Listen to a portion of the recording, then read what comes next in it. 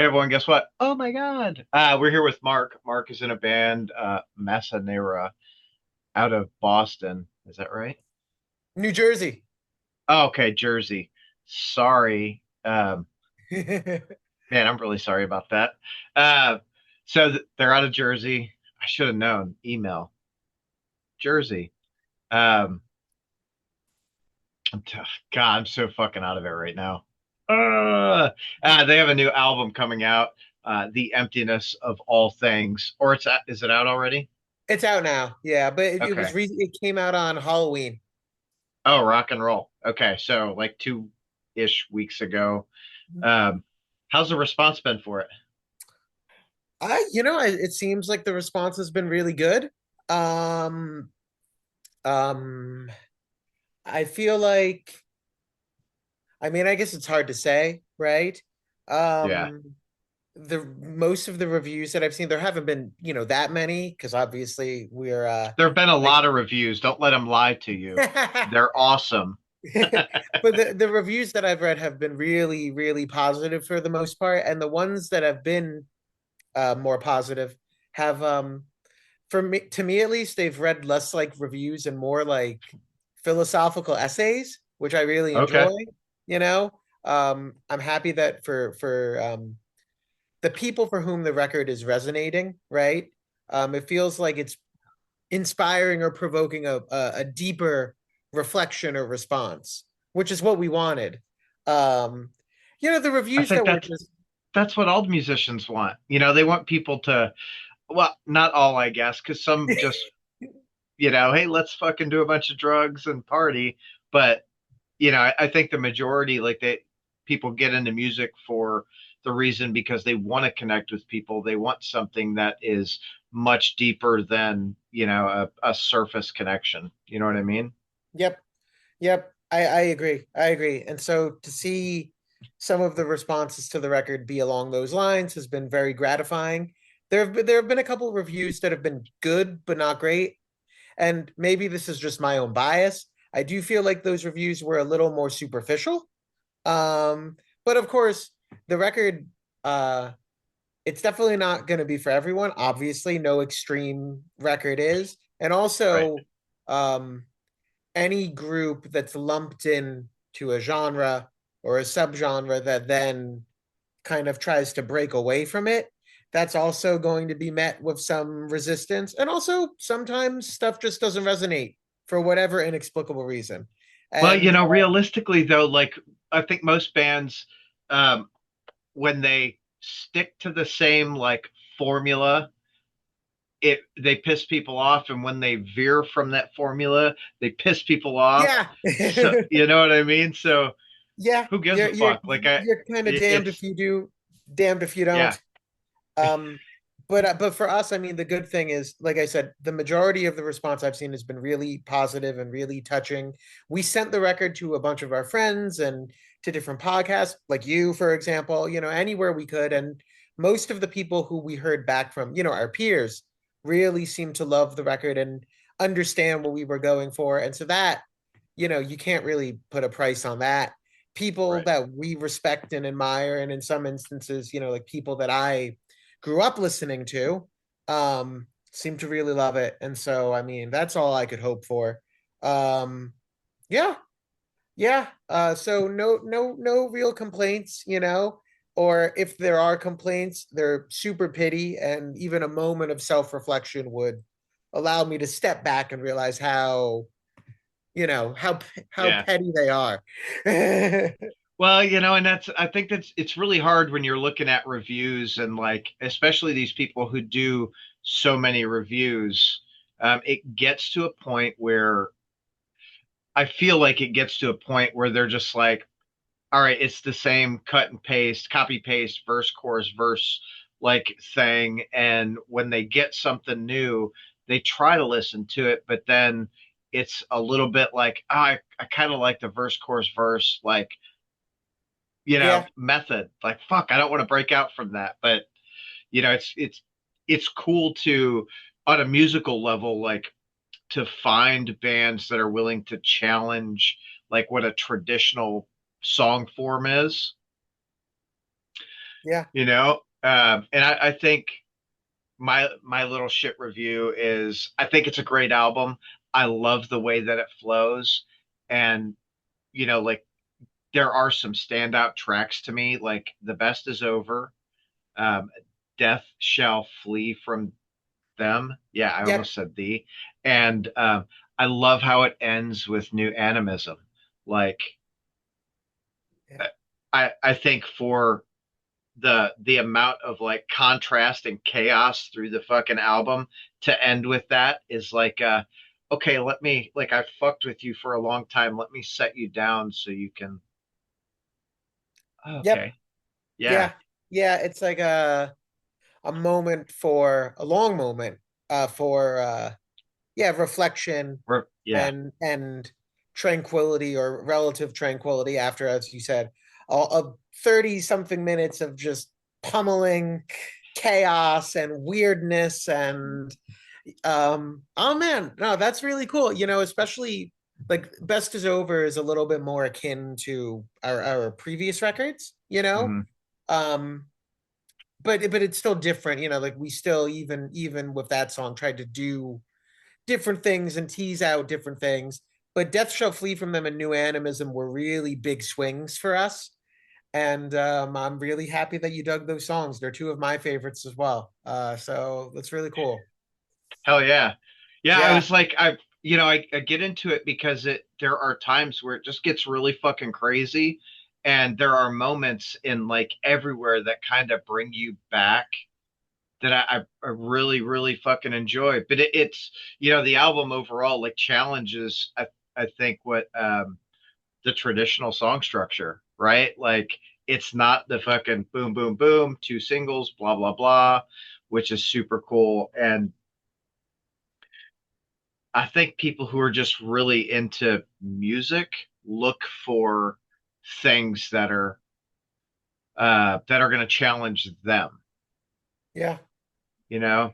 Yeah. So I went to a festival over the summer, Postfest in Indianapolis, Oh, and okay. Yeah. so it was my first time going, and they did such like a great job at curating the fucking musical lineup. It was literally everything from like singer songwriter. Of course, you had your post rock and post metal, and then you had like Converge and Bong Ripper. I'm like, this is so fucking great. Like Oh man. No, that's fucking, we were actually supposed to play the pre-fest the for that. pre-fest. Yeah, but we had to cancel a couple tours because life things. Uh Yeah.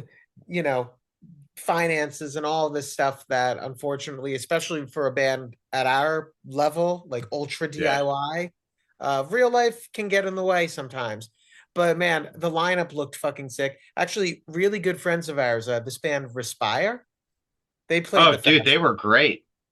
Yep, Yeah.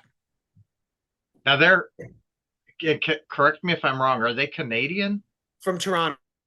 Yeah. Uh-oh. Okay, there you are. Oh, yep, I yep, was I'm like, here. oh shit.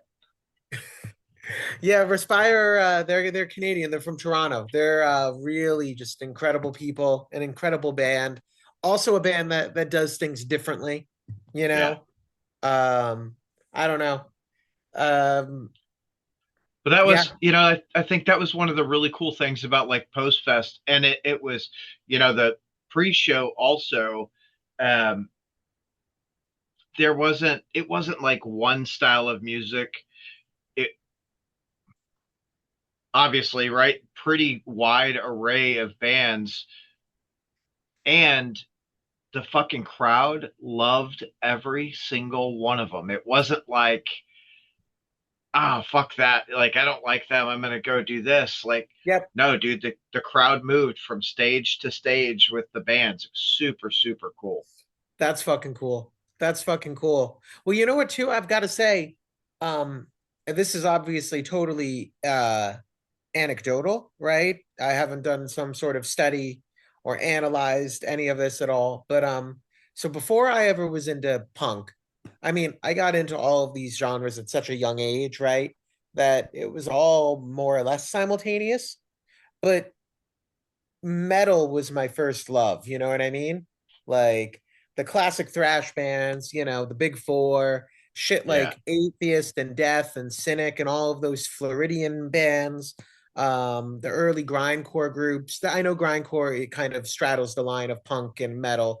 But bands like Terrorizer, Carcass, they're firmly metal. They're not Oh really yeah. that punk at all. The Right. first couple Napalm Death records, they've got a punk energy. They have punk politics. But Yeah, but they still have a very punk-like ethos though, which is fucking cool. exactly. But like Terrorizer, Carcass, those are metal bands, Morbid Yeah. Angel, Meshuggah. And then, even though again, a lot of them were coming from punk, for me, musically, groups like Dillinger, Botch, Converge, they always felt more like metal bands with a punk ethos than, Yeah. punk bands. Well, Um, it's you have a really good point there, right? Like, so it makes me think like crossover. You know, the original like crossover band, fucking Motorhead. You yep, know, like they were so great, and then you get into Botch and Converge, and they are that crossover. yep, Like that's crossover now. It's not just like a little thrash, a little punk, or thrash and hardcore. Like yep. no, it fucking it challenges you in the audience to Mhm. fucking actually think. Yep. And one of the things I always loved about metal, like for me, I was someone who obviously, and I'm sure this is evident in, like the way that the band that I'm in sounds, right? Like from an early age, I was looking for stuff that was different, stuff that was challenging, stuff that was new, like stuff that I'd never heard, that Yeah. totally changed what I thought music could be. And I always felt like comparatively compared to punk, metal, even though metal can be just as puritanical and just as rigid and just as rule obsessed, there's such a healthy, diverse assortment of boundary pushing metal bands across subgenres. Like look at something like black metal, for example. Obviously black metal in many ways is like a cesspool, but just Yeah. just speaking solely about the style, you've got folk influenced black metal bands, you've got ambient influenced black metal bands, you've got black and death metal, black and thrash, you've got weirdo. Bluegrass fucking black metal, like yes. Yeah, yeah, something like Panopticon, exactly, who are Yep. combining like that shit is there. And so many more, and this is just within black metal, let Right. alone death metal, let alone sludge, let alone stuff that's just openly considered experimental metal. Like there's such a wide array of styles that I bring this up because I feel like the reviews that we've actually gotten from some of the more metal leaning publications, they've been really open minded about what we're doing, and they maybe they aren't as familiar with our back catalog. Maybe they know of Screamo, but they don't really know much Screamo or Haven't whatever. really dug into it. Yeah. And so they're not coming at it from that lens of, oh, this is a Screamo band. I think there was one review that even said, from what I understand, this band was considered Screamo in the past or whatever. And I thought, oh, that's perfect. That's perfect. That's exactly what we want, because we were not writing this record with genre in mind. Right. Um, the only genre we had in mind is Screamo, and the only thing we were saying was we are not going to do that. And even our older stuff, when it was a little more explicitly indebted to quote unquote Screamo, like we had a whole host of rules that would govern our writing sessions, like from Dead Immaculate Badar, our previous full length, our split with Quiet Fear. And the rules always were rules about things we couldn't do. Like, oh, we can't do this rhythm because it's too much like these other bands. We can't use these chords because they're too emblematic of the style. We can't do this because we did it in the past. So this record, though, we pushed that mindset a lot further. And, the idea was we're not even going to try to be this. And at the same time, like if it comes out in a song, if it comes out in a couple songs, we're not going to fight it because that's what we're naturally doing. that's what feels right. But the goal wasn't to make a Screamo record. The goal was to make this album. And whatever it was, it was. And I feel like, yeah, because of how diverse experimental metal is, how wide ranging metal is, some of the publications that are more metal leaning, it feels like they've been particularly receptive, particularly open minded. And I don't know, as a lifelong metalhead, that makes me really happy. Yeah. Well, I think like metalheads,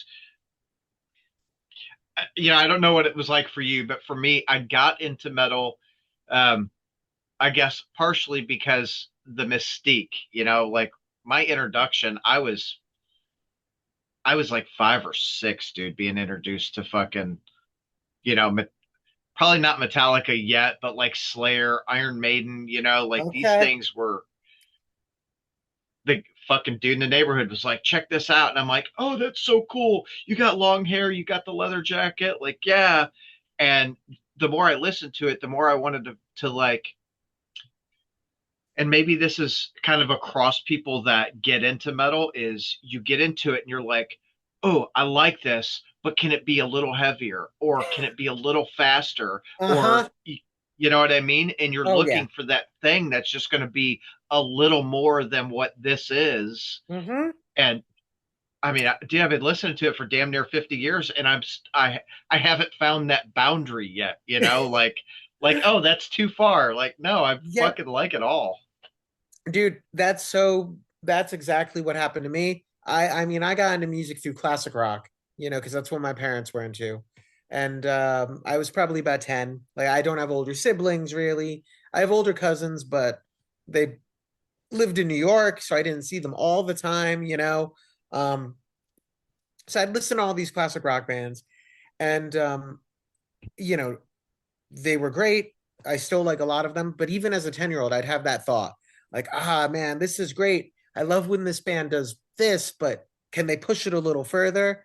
And then I heard Black Sabbath and I thought, okay, this pushes it further. And then on Q1043, I don't know what part of the country you're from or if you're even based in the So US. I am. I grew up in Detroit, but I live in Kentucky now. Okay.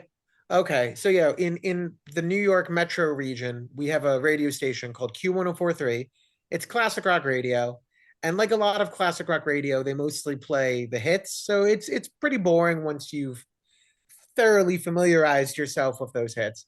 But at least when I was a kid, every Monday night they would have like a 4-hour metal show from 9 to 1, right?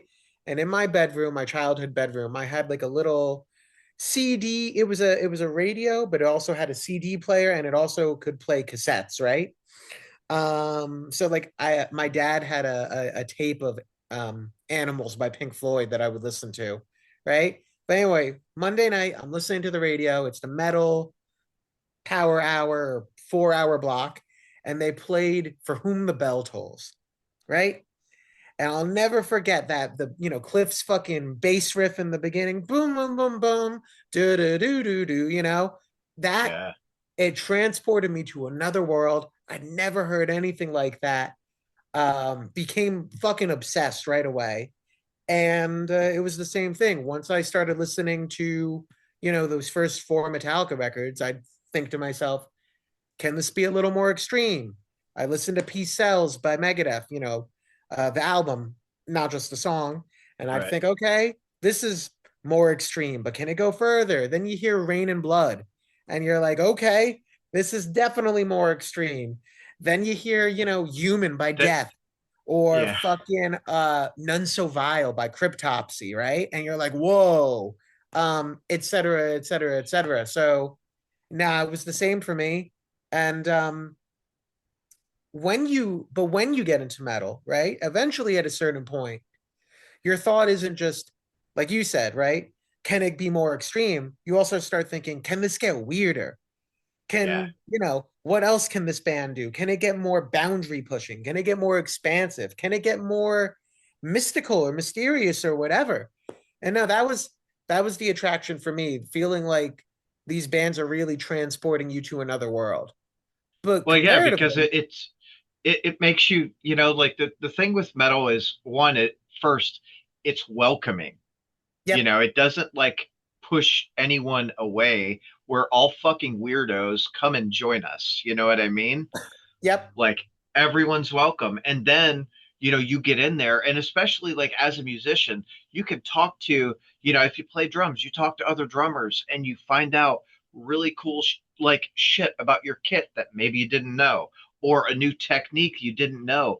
And Yep. people aren't trying to keep that shit inside. They're like, fuck no, dude, because I can teach you. Maybe you can teach me. Yep. Yep. So I, it's this amazing fucking community. mhm. And Man, over the years, it's gotten even more expansive. Like, of course, for a long time it was like a boys' club. In some sects of metal, there was a lot of racism, and there still is. But it feels like more and more you see more like there are anti-fascist black metal bands. You know, and of course, people of color have been part of metal from the very beginning. I mean, fucking Suffocation, bands like that. right. Yeah. The stuff the people call it a hammer blast, but when I was getting into it, it was a suffo blast. Mike Smith, he fucking changed the game, and not just Mike Yeah. Smith. Um, like Pete Sandoval, right? He's Salvadorian, if I'm not I mistaken, think you're right? right. Yeah. Yeah, so fucking Terrorizer, Morbid Angel, right there. Like he was part of the invention of Death Grind, right? He introduced the blast beat to death metal, right? Or thrash derived forms of metal. I mean, but it feels like now in more recent years, it's that much more expansive. I mean, maybe some metalheads scoff at this, right? But um there was my partner showed me a video the other day. It was from some beauty pageant or some other thing in South Oh, America. where she fucking Yeah. sings? Yeah.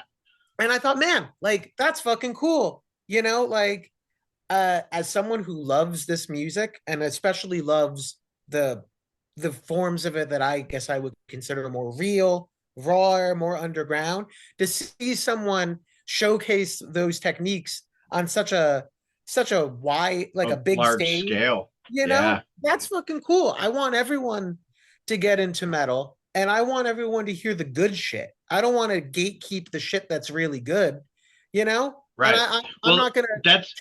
that's exactly it. And I think, you know, I think some people like I'm a big Gojira fan. You Fuck know, yeah. like I love what they do. I love that they are their own thing. There's not another fucking Gojira out there.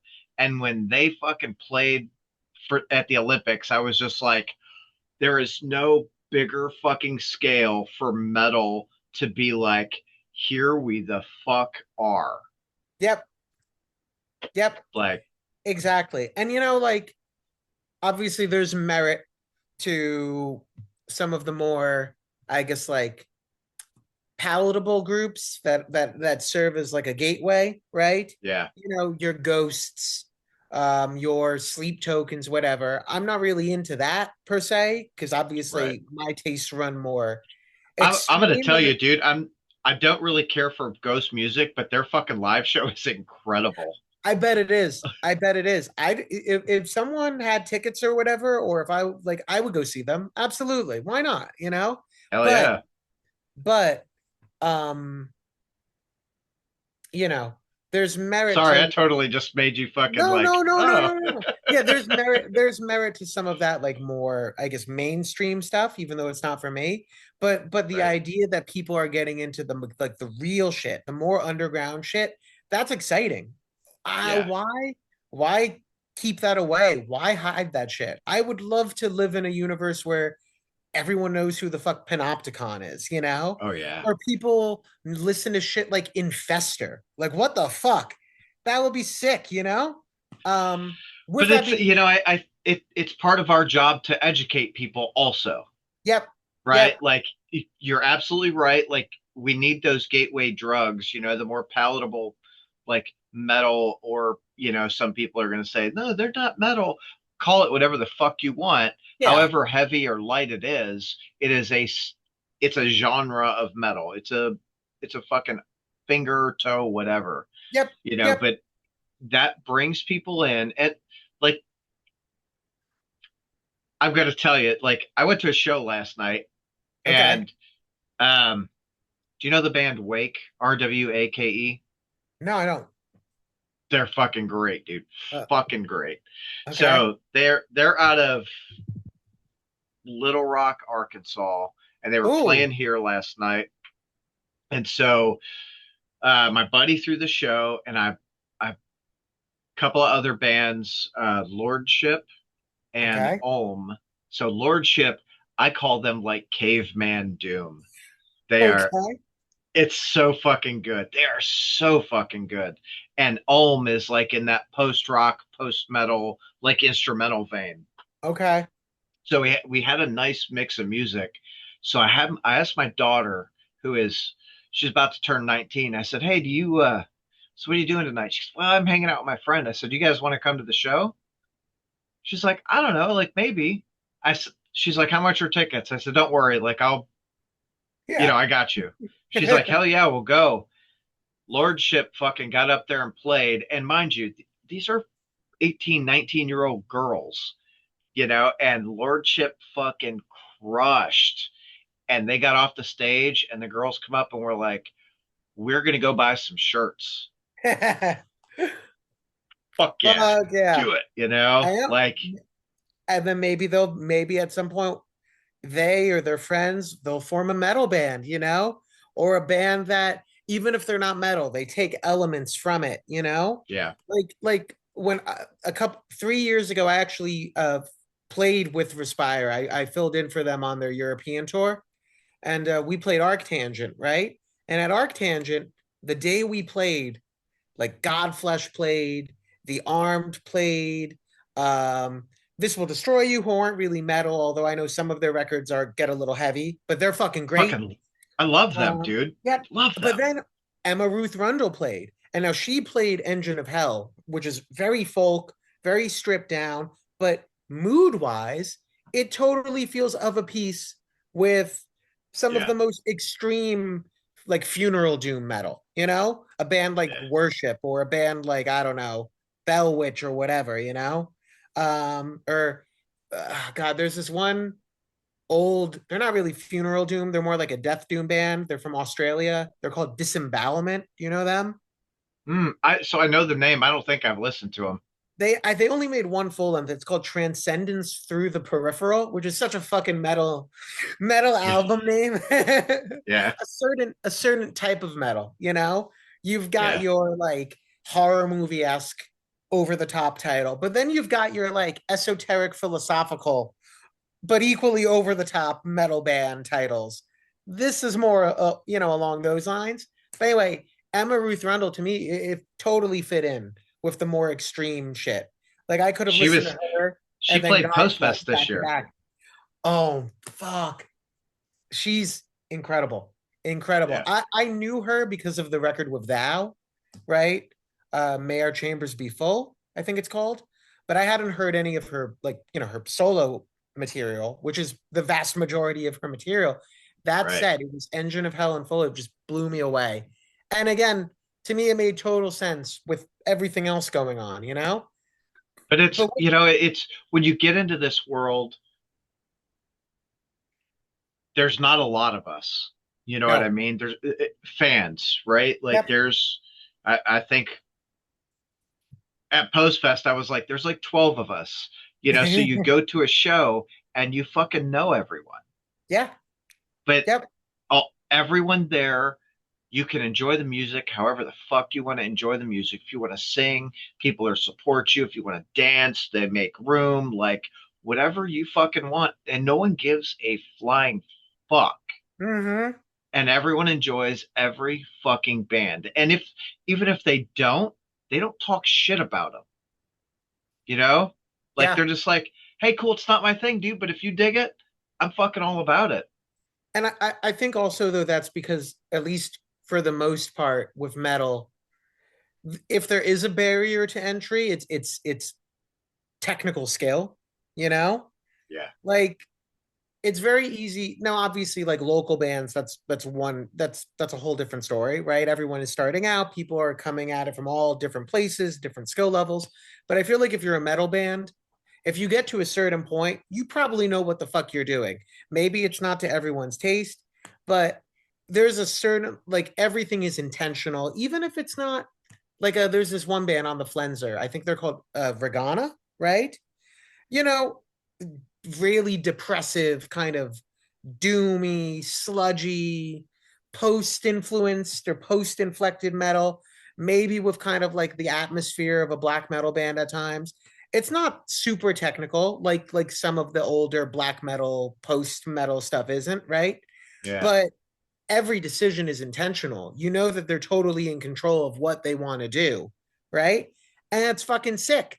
So, yeah, I mean, I feel like with metal, I mean, thinking of any metal set I've seen on like a bigger scale that I didn't enjoy per se, I could only think of a handful of times where I didn't enjoy it and didn't respect it. You know what I mean? Yeah.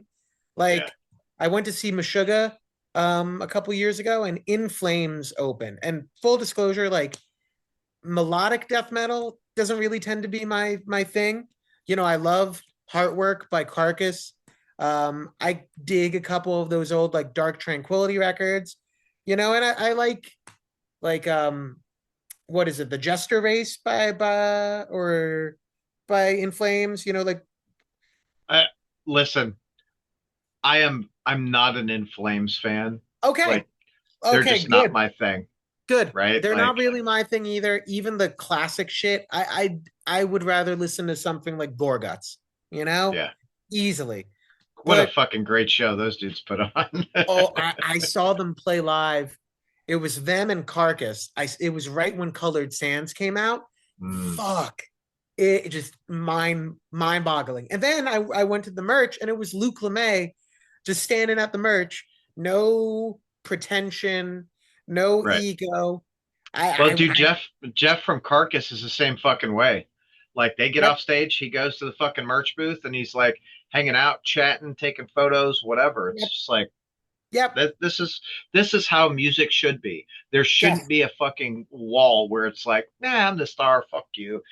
I say that, but I also understand like you hit a certain level and you need that like there needs to be a barrier, yeah. Well, I mean because you've that's got to stay protected. yeah. I mean, because yeah, unfortunately, we live in a broader culture that doesn't encourage the fostering of healthy relationships. It encourages worship and idolization, all the Yeah. things that you know punk and metal really are ostensibly against. You know, but what I I'm was going gonna to say, tell you, sorry, like I'm just man, like I'm Carcass. I've seen Carcass 6 times in the last year.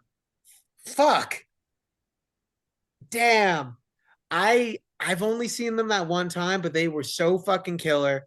And like you know, they were supporting Surgical Steel, Yeah. which is a great fucking record. But I think they played stuff from Heartwork. They played stuff from Necrotism, which is my favorite Carcass album. What is it? Descanting the Insalubrious. They do really good with their sets on like putting in stuff from all over, from their fucking career. Yeah, And they've been around so long. Any band that's been around that long, like you have to touch on everything or try to touch on every like era of the band so everyone gets a little flavor. You know what I totally. mean? And I So mean, my I don't know if when I saw them, I don't think they played any of the old like grind stuff. But for anyone who was into any of their death metal records, I think they might have Yeah, even played something from Swan Song, you know, yeah. which is cool. I like Swan Song.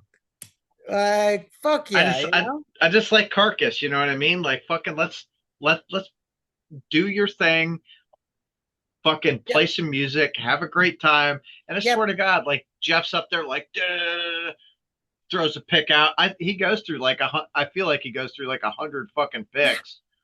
Oh man, and they're. I mean, no, the show I saw them at it was 12 years ago, right? But they were already in their mid 40s. Their Was energy, that the oh, I gotta think. It's probably 11 or 12 years ago. It was Carcass, Crowbar, and Night Demon. holy shit, that's a sick show.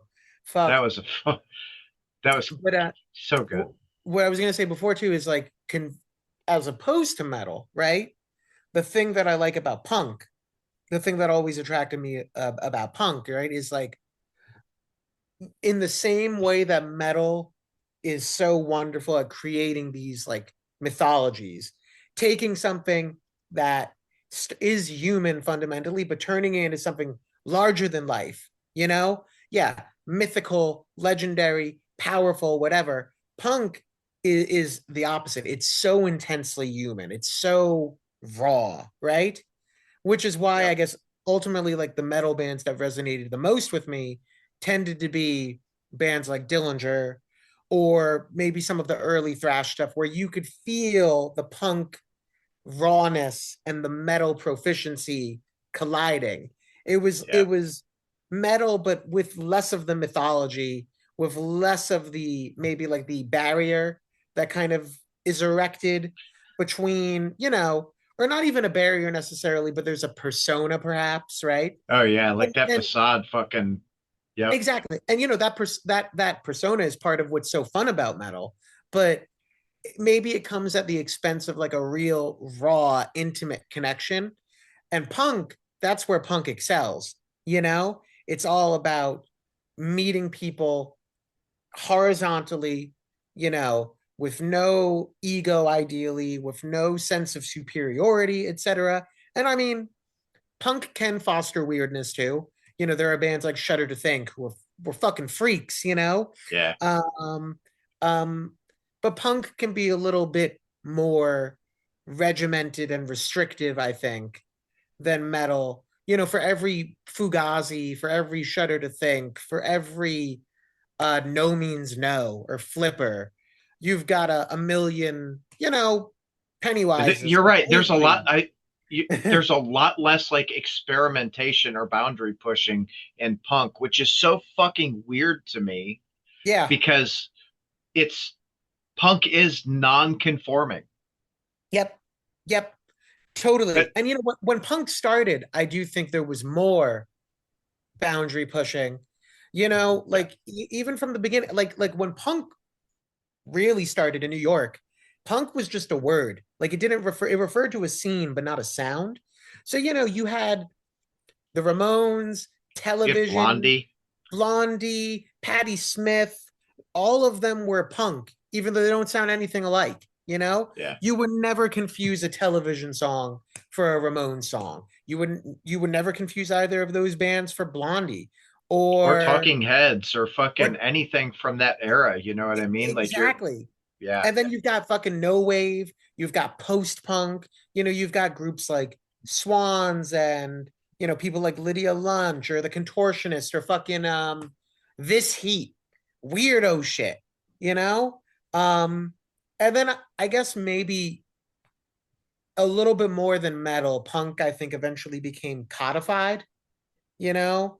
Um so for me, something that I take immense pleasure in is trying to combine, not that I'm doing it, my band, we're all doing it, and as Yeah. the drummer, you know, I guess depending on what your perspective is on the role of drums within musical composition, one might argue I'm the least responsible for this, but something that for me is exciting is trying to combine the boundary pushing and extremity of metal, not necessarily with a specific musical form in mind, but just like metal as a broad concept The with the ethos like behind it, right? Like exactly, that's yeah. exactly, with the politics, the um intellectual seriousness. I mean, metal is also very intellectually serious in a way.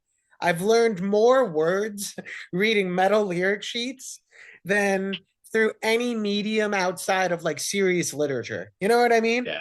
Yeah. And that counts for something. But Dude, like, it's so amazing. Like listening to metal, I'm like, what is that word? yep, yep, Like, yep. Knowing that like someone like Lord Worm has I think a PhD in English literature or whatever. Like that shit is only shit you get in metal.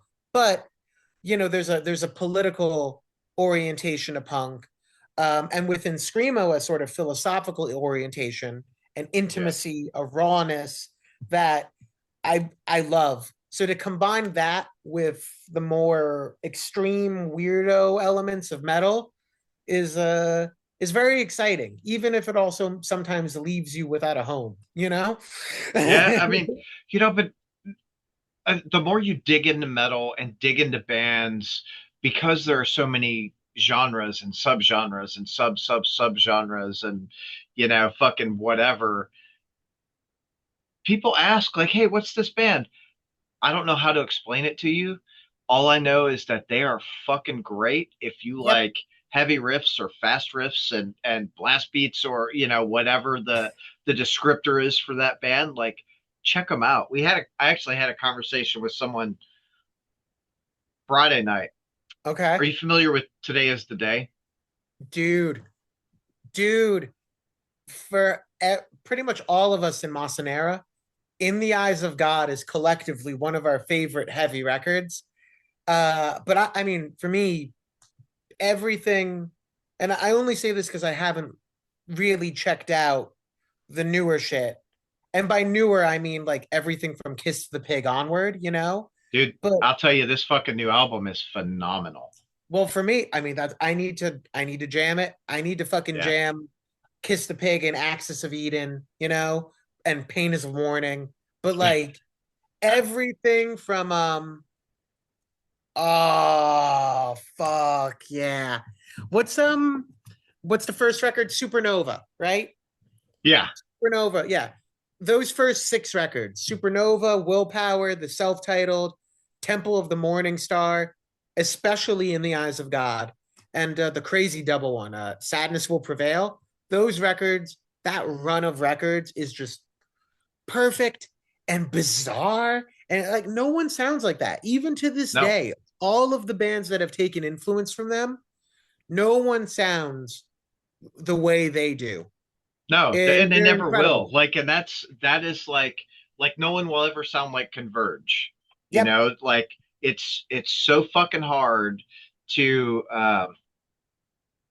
first, it's hard to do something unique in music because there's so many bands. And when you have a band Today Is the Day, Steve, I fucking love you, dude. Just um, like it when you find it, you latch onto it. And the show that they create, hopefully you guys out there also latch onto it. But that is how I am. I find something and I'm like, holy fuck, I love that. I Mm-hmm. love that it's challenging. That's what I want. I want the fucking listener, to an extent, right? I want the listener to be challenged. I want them to be comfortable in that fucking challenge. Yep. Sometimes there are bands out there where you're like, man, this is challenging, and I'm not really fucking comfortable in my skin doing this. Yeah. But so I gotta go back.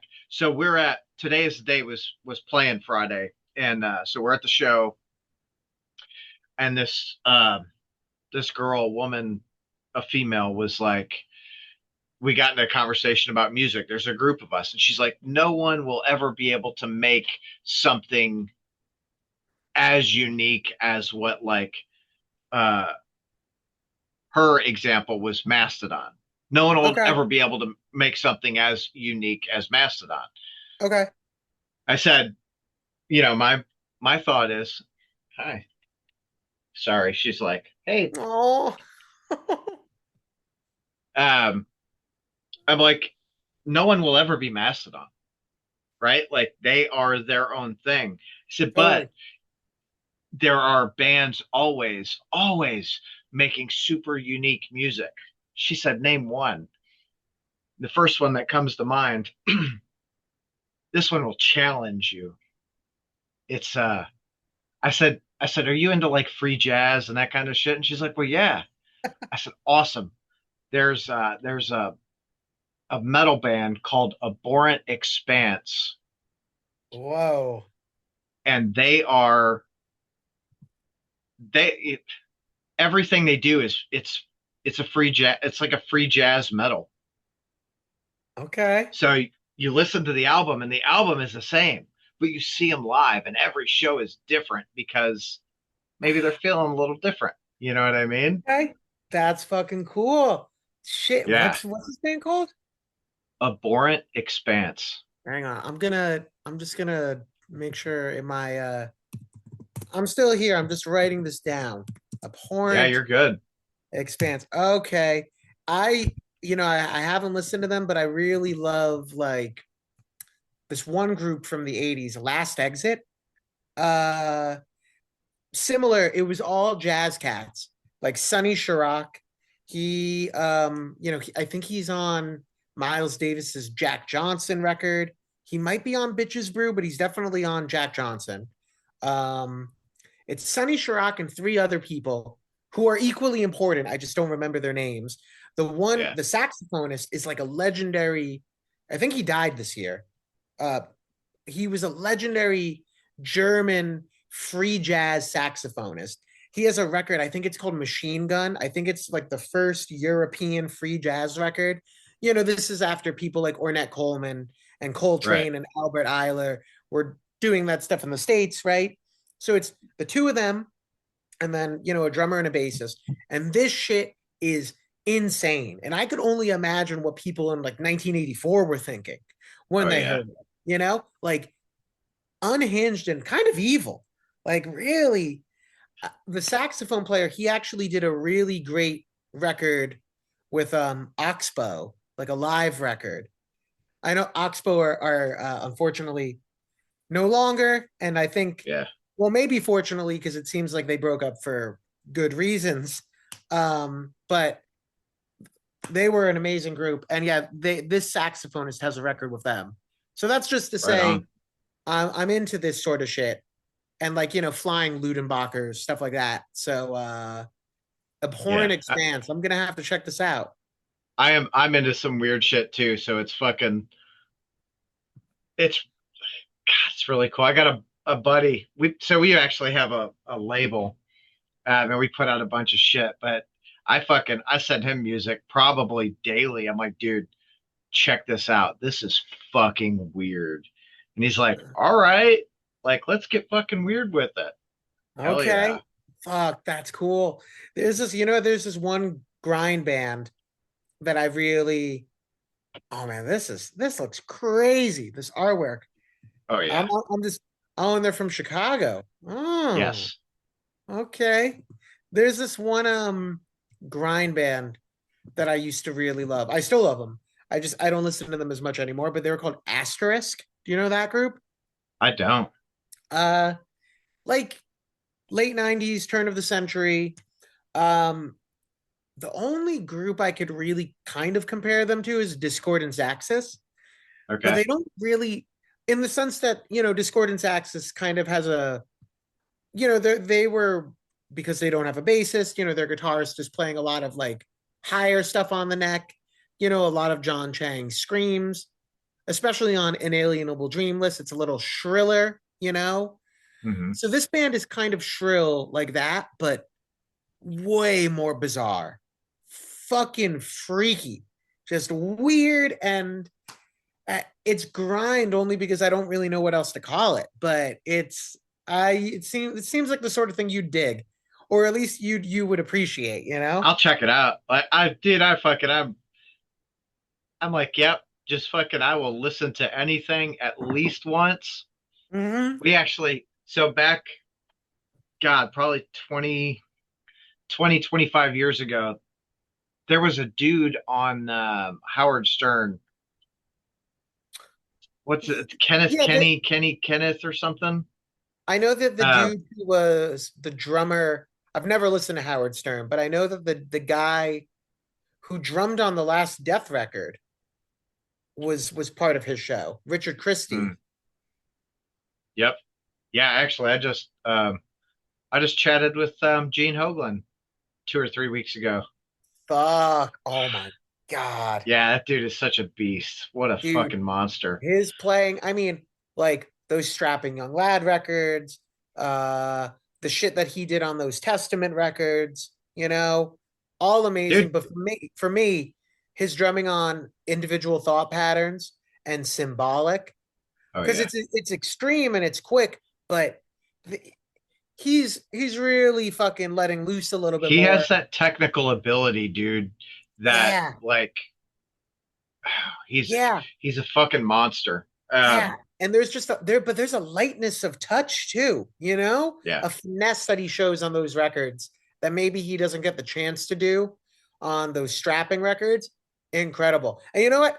I actually, for the first time ever, despite having it on my computer, sorry, I'm sidetracking this, but You're all good. I've had these records on my computer for years, thanks to, blogs and whatnot, and just downloading everything I could find. But I finally, a few months ago, listened to his old thrash band, Dark Angel, right? Oh, they just put a new album out. What? Yeah. Dude, The I 30 was first album in like 34 years. well, I was listening to the last one, or I guess it was the last one, A Time Does Not Heal. Yeah. Fucking amazing. And he apparently wrote a lot of the riffs on that record I too. was gonna say that, dude. Like he did when I talked to him, I was like, hey, on this album, what did you write? He said, I probably wrote 90% of the album. That's crazy. It's like I'm like, Charlie Benante from Anthrax. He yeah, writes a lot of the riffs Anthrax. too. Yeah. Awesome. Fucking That's like awesome. it's so mind-boggling. Like when who was I was talking with someone I was talking with Daniel DK who is he plays with Midnight. He's one of the Violators and he plays in some other shit too. But I was chatting with him and he said he was like I didn't know that Hoagland like played fucking guitar and he doesn't just play guitar, like he is good. Yep. I'm like, really? He's like, oh yeah, dude, the Dark Angel shit, he wrote it. I'm like, what the fuck? That's crazy. That's crazy. And that because that shit's it's technical, it's progressive, Yeah. it's constantly changing. I mean, it's like there are what, like 200 riffs on that fucking record. It's nuts. Um, but you were mentioning someone named Kenny or someone on Howard Oh Stern. yeah, the dude from fucking Howard Stern, um, Kenny Kenneth, and I think that was his name. I don't remember. I'm sure someone is gonna be like, no, that's fucking wrong. It was this. He sent me he sent me an album. My again, this is 20 or 25 years ago. He's looking for a record deal, and he's like sends it to me. I don't know why he sent it to me. Like I it was me and I was helping like two other bands just like put out CDs or whatever. But so he sends it to me and I'm sorry, dude, but it was terrible. Like I don't like being that person, but dude, it was so bad Okay. that anytime we had a party, we would put it on just to see if people would notice. And it wouldn't get to the second song. And everyone in the whatever room it was on in would be like, turn this fucking shit off. Jesus. Okay. It Okay. was like, I gotta think. I'm trying to think, dude. There was like a song. He's like, I wrote this about my cat. It was like, Kitty, I fucking hate you or something. Oh, dude, Oh, it was so weird yeah, and terrible. that's God, it interesting. was terrible. God. Oh, I'm like morbidly curious, but maybe I don't know if I need to indulge that curiosity. And No, you us and don't. us in Massa Nera, we are connoisseurs of bad music, you know? Uh like we'll be with the band on tour or whatever, and I feel like or when we were in Europe, our driver, Tommy, I Mhm. feel like 60% of the music that we showed him was fucking awful. Just hideously bad, but we take an almost like psychological interest in it, you know? So yeah, I'm like morbidly curious because I can add it to my ever expanding list of dreck that I've Oh come yeah, to. yeah. I wish I actually had kept the CD for years, dude, and my house burned down and it burned up in my house, Holy and I was shit. like, oh yeah, whatever. Shit Okay. happens. Yeah. Damn. That's crazy. Fuck. Yeah.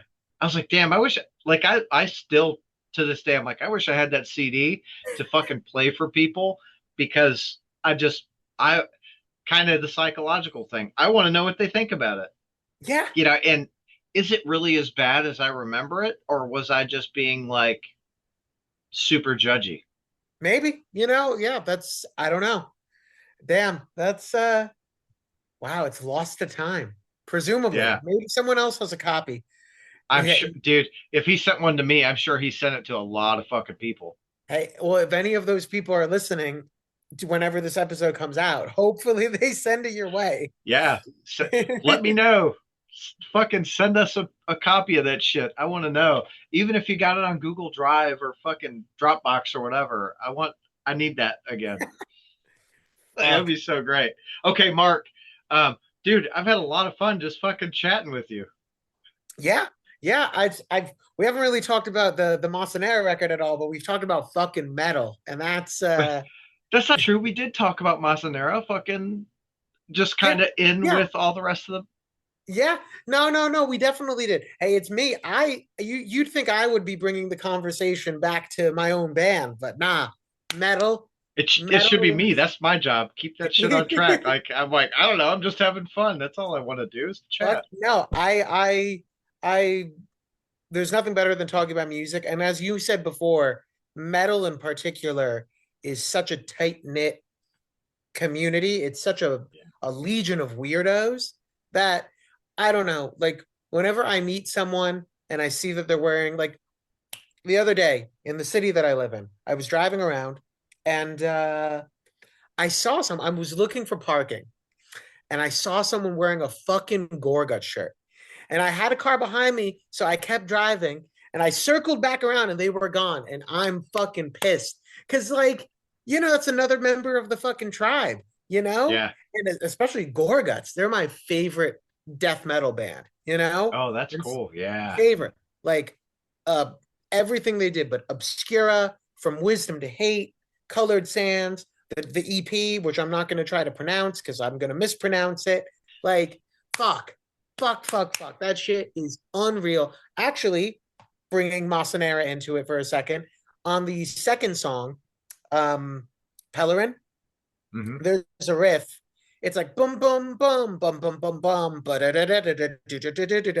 That was our like low grade attempt at a Gorguts riff, or at least that's what we were calling it. Hell yeah. So Gorguts all the way, and but like whenever, but that's just to say, just seeing someone in passing wearing a metal shirt is enough to make you want to stop and go, yo, fuck yeah, what's up? And talk to them because it's Yep. so tight knit, it's so special, it's so personal, you know? Some of my when my wife and I got married like 10 years ago, we were I always wear a band shirt. I have for fucking years. So Yep. we were where the fuck were we? We were in Detroit and I had a Battle Cross shirt on. Okay.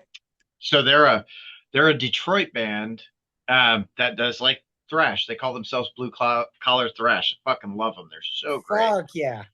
So we're flying through Detroit on our way to our honeymoon, and I'm fucking walking through the airport. I'm hungover to all hell because we partied the night before, and I probably got stopped by like three or four people. Like, fuck yeah, dude! I'm just like, all right, I like this, but it's those like interactions uh, that we look for to let us know like we're not. To me, it's like I'm not alone in the fucking world. Yep. When I was a, I feel like when I was a kid, being a metalhead, a lot of my friends weren't into metal. It was, they listened to whatever was popular, the fucking Mhm. hip hop on the radio or whatever was going on. So now I fucking seek it out. Yeah. I'm like, Similarly, dude, no, it was the same for me. Like, and as someone who has a really like expansive taste, metal, punk, experimental, jazz, whatever, I felt that way about everything that I liked. Like, whatever I liked, no matter what it was, the people around me in my town were not into it. And I felt right. like a fucking freak. So, you know, meeting other people, and especially with metal, because that's where the sense of camaraderie I think is the strongest. Yeah. Like you said, there's an instant connection, and it's really validating. Like you feel like I'm not even going to say it's that you feel like you're not a freak. You feel like you are a freak and you're understood by other freaks, which is Yeah. better than feeling like you aren't a freak. Like, no, fuck yeah. Like I am a freak. I want to be a freak because that's who I am, but I'm not alone, like you said. It's just speaking of hip hop though, last thing, I don't know if you need to go, but do you know because we're talking about metal, and I feel like anyone who's a metalhead would dig this group.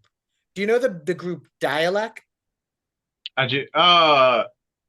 They're on It, Ipecac. yes, yes, yep. Spelt Dalek, like the thing from Yeah. Doctor Who. It's So like I understand. Dalek, I think, or Yep, something like that. Dalek, but with the umlaut, apparently it's pronounced dialect, like dialect. Uh, dude, fuck yeah, they are. I've been pretty much all I've been listening to the past few weeks has been Bjork and them and Dialect. That shit is. Speaking of Ipecac, by the way, Bjork has a record, Medulla. It's an a cappella record, and Mike Patton's on a bunch of the songs as one of the Oh, right voices. on. Yeah, but Dialect, dude. Anyone who's open, who's interested in hip hop, but maybe wishes that it were more sonically extreme, more noisy, that's the fucking shit. And they're from Jersey, like Massa Nera. So Oh, hell yeah. Jerseyites, Jerseyans, fucking represent. Yeah. Gotta support the armpit of America. That's yo. You know what? Perhaps, but because it's the armpit of America or whatever, there is a rich musical history to Jersey. They're That absolutely. this is. You know what? Actually, I've got an anecdote for you talking about the like the unbreakable bond of metal, right? I used to work at an intensive outpatient facility in New Jersey, right? Like most of the work that I've done has been in mental health. And at this job, I was just driving people, right?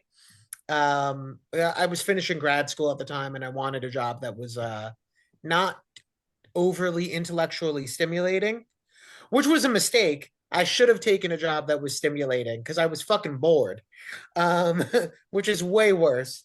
But Oh, yeah. anyway, typically when I was driving, I would just play jazz because I love jazz, but also because I felt like jazz was pretty neutral, you know?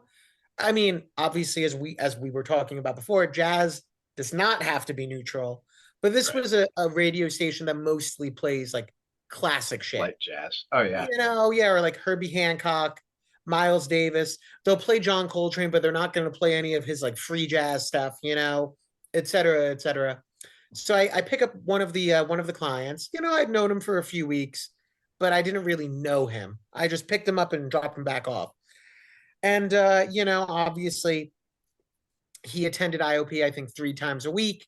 So he'd heard me listen to a lot of jazz at that point. And he made a comment like, oh yeah, you like jazz, right? And now again, I listen to everything like Latin music, music concrete, art pop, uh blues, folk music, whatever, right? Like if to me, if it's good, if it's interesting, I don't care. And Right. especially as someone who makes heavy music, when I'm making music, which is almost all the time, I try not to listen to anything even remotely similar because I don't want to unconsciously steal from anyone. I'm going to do that anyway, but I don't want to I want it to be as unlikely as possible. So I'm really always looking for shit that sounds nothing like what I tend to make. But still, even if metal sometimes comprises like 1% of my listening habits, if someone asks me what I dig, I'm going to lead with the extreme shit because that's Yeah. the what's closest to my heart. So I told this guy, I was like, well, yeah, I like jazz, but on my own time, I typically listen to like more intense shit. And he goes, oh, do you know that's cool. Do you know the band Human Remains? And I was like, Human Remains. Like, I thought he would, if I would expect, like, do you listen to, Slayer? Do you listen to Maiden? Right. Human Remains. What the fuck? Not even like Pig Destroyer or Napalm Death.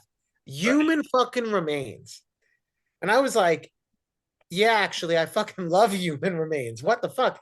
This dude was part of this whole scene, back in Jersey. He was friends with all the folks in like Ripping Corpse, and like all those old school Jersey bands. And like, I don't know. That was such a fucking, I'm never That's a gonna cool forget that. fucking connection, dude.